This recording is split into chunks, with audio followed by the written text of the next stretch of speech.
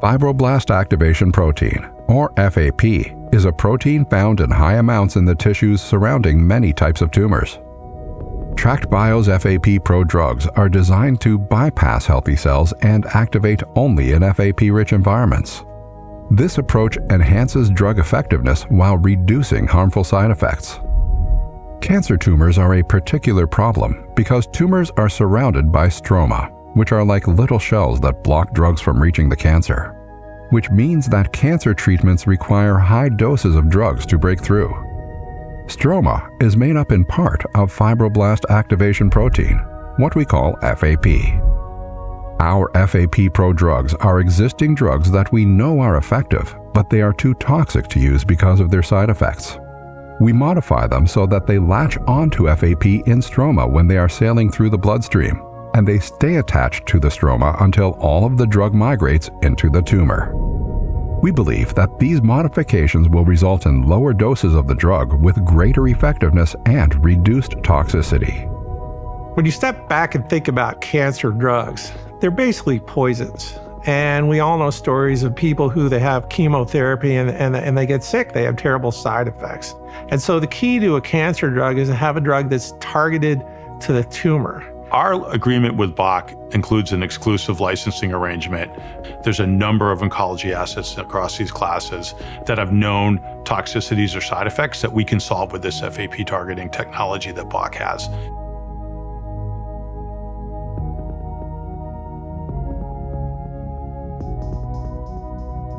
Very powerful technology. And so we've heavily used this in the lead molecules that we have had, some of which are, again, harsh chemotherapeutics.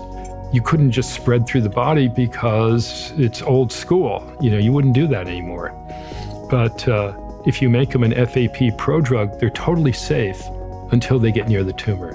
And near the tumor, we don't want them to be safe. We want them to kill whatever is around. And that's been a very powerful approach. The other thing we found out, which we find very interesting, we just discovered this, is there is a lot of FAP in the stem cells that are in the bone marrow. And that's where blood is made.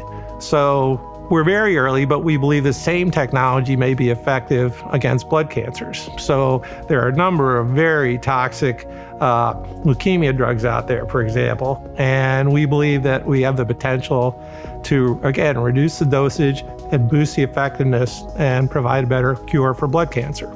This drug is amazing because we know a lot of chemo drug is very toxic, and we talk about before, and many patients have to stop treatment because of the toxicity. So this is why we are excited about using FAP drugs in our treatment, because we think it's very specific. So the excitement around it is you can take a current therapeutic, administer it in doses that are tolerable for the patient because it attaches directly to the tumor, and it'll allow for the patient to kind of live through the therapy, if you will. We're taking existing drugs. Some of these drugs are already in use in very limited circumstances because of their toxicity. And our scientists are just making a minor tweak to these molecules to basically make them more attractive to the FAP in the stroma or in the FAP in the bone marrow. From an IP standpoint, these minor tweaks are basically new molecules that are separately patentable. So we get an extra couple of decades of patent protection.